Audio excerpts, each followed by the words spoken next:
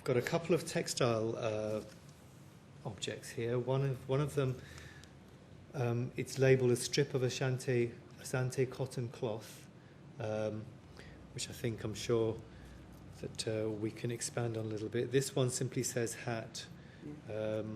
It's got a name, Alhaji Abu Bakar Mashega, which is possibly the owner or the person who sold it or who made it. I'm not sure. But perhaps you, because I know you're a textile artist yourself, yes, which is important to mention as well in no smaller way. So perhaps you can start talking, a little bit about these particular objects. As a textile artist, I would first want to say that this is a hand-woven fabric. So that is clear. And if we look at what is written on the tag, it says strip of Asanti cloth, which is correct too. So for once, yes, we have found something that's correct in the system, which is good news. And I think this is just the donor's name there. Sure. Right. In Africa, we have a variety of fantastic fabrics in different colors and in different shapes and styles. You want to talk about these little stripes of Ashanti cloth to the very long 17-feet raffia woven cloth from the Congos.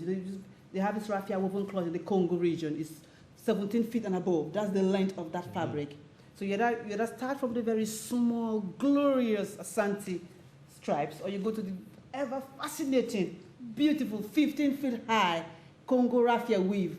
You can't stop but talking about African fabrics and textiles.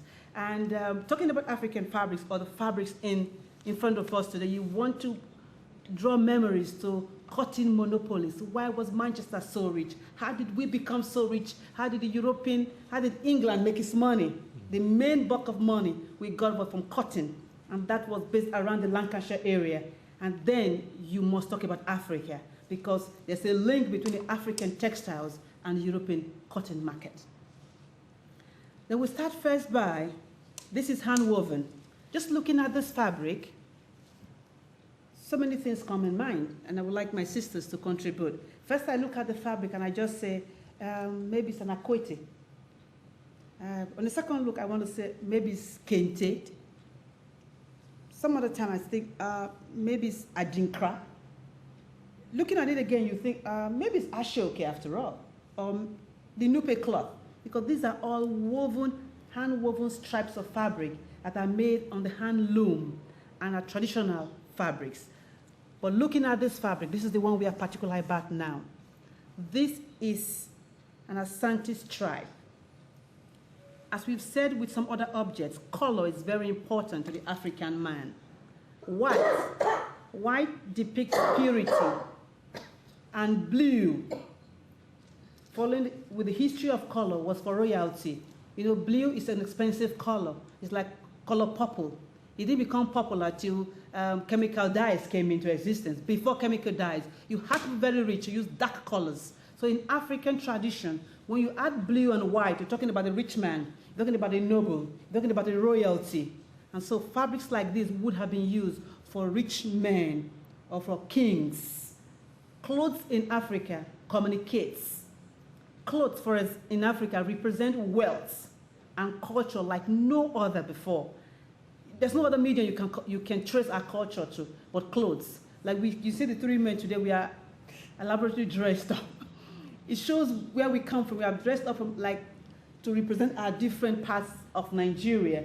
So clothing in Africa, or dress, or you call it costume, or we call it our daily wear, represents our region, translates and represents our ancestors, dates us back to the member group we come from, our tribes. And so if somebody had something like this on, you would think first, he must be royal. 2, very rich. 3, hand-woven, made into a very mighty cloth. This man must be connected. So that's how you translate fabrics and clothes in Africa. Okay, and this is a very fine. It's a very fine weave. Yes. So this must have taken a long time. A long time to weave. Something else I want to say about this is the designs.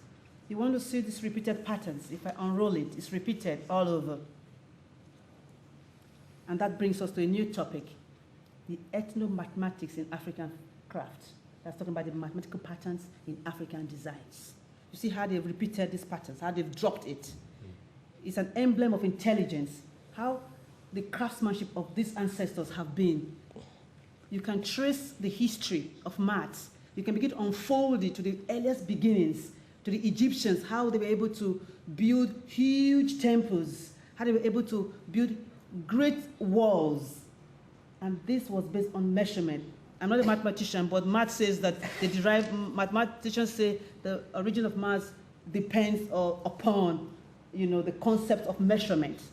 So if you want to measure, want to repeat patterns, want to measure something, you must have a natural instinct of math in your system. So for our ancestors to be able to repeat patterns and bring geometric shapes into forms, they must have been very highly skilled and intelligent. Absolutely. We've heard that a few times in relation to a number of things, including some of the games that we play. We used to play, as well as the weaving and the complicated patterns, repeats. And to be able to plan in advance. Plan in advance when you want to do the next one. When you're going to do the next colour and so on. It just shows, the intelligence of this craftsman.